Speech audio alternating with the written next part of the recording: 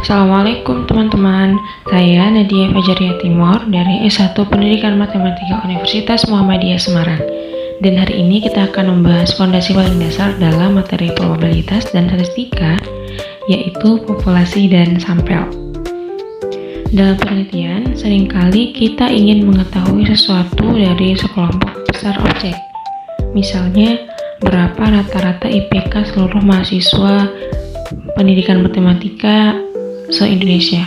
Tentu tidaklah mungkin untuk kita mendata satu persatu ya.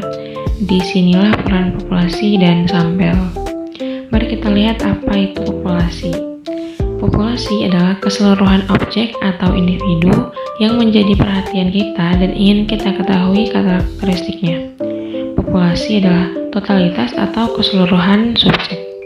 Kembali ke contoh di awal, jika kita ingin mengetahui rata-rata IPK di Indonesia, atau kita kecilkan lagi ruang lingkupnya, yaitu rata-rata IPK seluruh mahasiswa pendidikan matematika di Jawa Tengah, maka populasinya adalah seluruh mahasiswa pendidikan matematika di Jawa Tengah. Lalu bagaimana dengan sampel?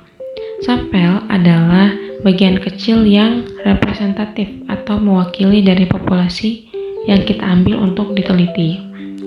Kita meneliti sampel karena lebih praktis, murah, dan cepat, dan hasilnya akan kita gunakan untuk membuat kesimpulan tentang populasi. Kembali ke contoh di awal, dari seluruh mahasiswa pendidikan matematika di Jawa Tengah, kita hanya mengambil 1.000 mahasiswa secara acak untuk didata dan diwawancarai. Maka ruang sampel dalam hal ini adalah 1.000 mahasiswa yang terpilih tersebut. Untuk lebih memahami materi ini, mari kita lihat 3 contoh soal berikut. Contoh 1.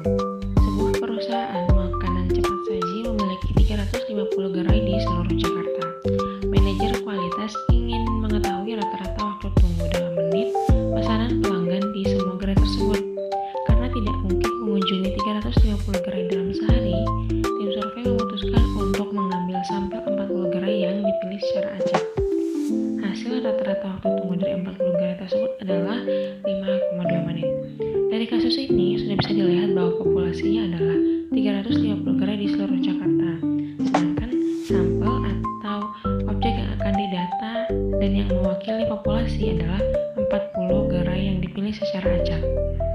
Kita lanjut ke contoh yang kedua. Sebuah pabrik memproduksi batch terbaru 25.000 unit baterai ponsel pintar. Untuk menguji daya tahan dalam jam sebelum dilepas ke pasar, teknisi memilih 200 baterai secara acak.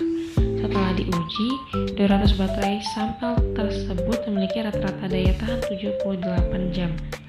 Maka dari kasus ini, populasi atau keseluruhan objeknya adalah 25.000. Sedangkan sampel atau bagian dari populasi yang kita pilih untuk diteliti adalah 200 baterai yang dipilih secara acak.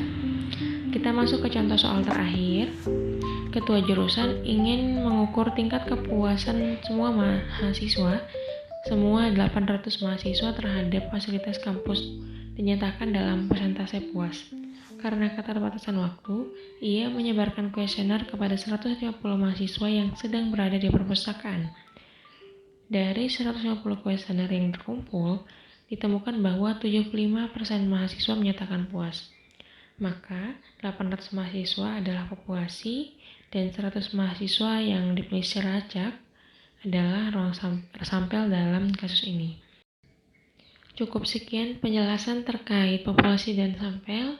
Terima kasih. Assalamualaikum warahmatullahi wabarakatuh.